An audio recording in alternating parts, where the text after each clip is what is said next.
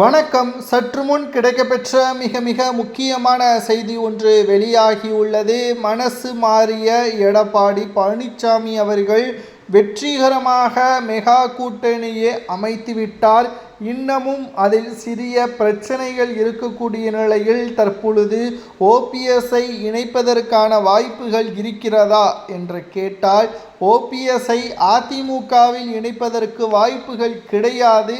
ஆனால் என்டிஏ கூட்டணியில் இணைந்து செயல்படலாம். பாஜகவிற்கு அதிமுக கொடுக்கின்ற தொகுதிகளில் அவர்கள் விரும்பினால் ஓபிஎஸ்ஸிற்கோ அல்லது அவரது ஆதரவாளர்களுக்கோ தொகுதிகளை கொடுத்து வெற்றியடைய வைக்கலாம் என்பதை அழுத்தம் திருத்தமாக ஓபிஎஸ் அவர்களுக்கு பதில்களை கூறியுள்ளார் எடப்பாடி பழனிசாமி அவர்கள். ஆனால் இரட்டை இலை சின்னத்தில் போட்டியிடுவதற்கு வாய்ப்புகள் இருக்கிறதா என்று கேட்டால், இரட்டை இலை சின்னத்தில் போட்டியிடுவதற்கு வாய்ப்புகள் இருக்கிறது.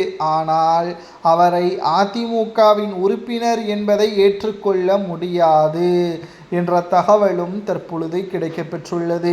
ஓபிஎஸ் அவர்கள் செய்த மிகப்பெரிய ஒரு தவறை வைத்திலிங்கம், மனோஜ் பாண்டியன் இவர்களது பேச்சை கேட்டு எடப்பாடியே மிகவும் மோசமான முறையில் விமர்சனம் செய்ததுதான். அல்லது டிடிவி தினகரனை போல கட்சியை தொடங்கி எடப்பாடி பழனிசாமியை விமர்சனம் செய்திருக்கலாம். அதிமுகவின் உரிமை மீட்பு குழு என்பதை தொடங்கி ஓபிஎஸ் அவர்கள் ஒட்டுமொத்தமாக எடப்பாடியையும் அவரது ஆதரவாளர்களையும் விமர்சனம் செய்ததுதான் தற்பொழுது அவரது ஆதரவாளர்களுக்கு இருக்கக்கூடிய நம்பிக்கை கொஞ்சம் கொஞ்சமாக இழக்கக்கூடிய நிலைமையையும் உருவாகியுள்ளது. என்றைக்கு ஓபிஎஸ் அவர்கள் அதிமுகவின் கரை அடைந்த வேஷ்டியை பயன்படுத்தக்கூடாது, கொடியை பயன்படுத்தக்கூடாது என்று நீதிமன்றம் உத்தரவை பிறப்பித்ததோ அன்றைக்கே ஓபிஎஸ்ஸின் நிலைமை தலைகீழாக மாறிவிட்டது.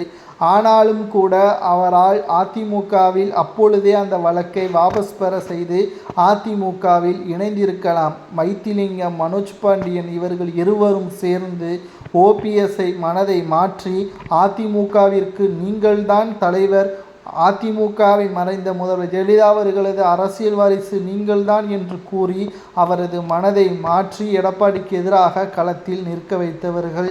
தற்பொழுது ஓபிஎஸ் அவர்கள் உண்மைகளை உணர்ந்து எடப்பாடியிடம் நேரடியாக கேட்டுவிட்டார். இதற்குத்தான் எடப்பாடியின் மனது மாறி கூட்டணியில் உங்களை சேர்த்து கொள்கிறோம் என்று கூறியிருப்பதாக தகவல்கள் கிடைக்கப்பெற்றுள்ளது. ஓபிஎஸ் அவர்கள் அதிமுகவில் இணைக்கலாமா, எடப்பாடி கூறியது சரியா தவறா என்பதை உண்மையான அதிமுகவின் தொண்டர்கள்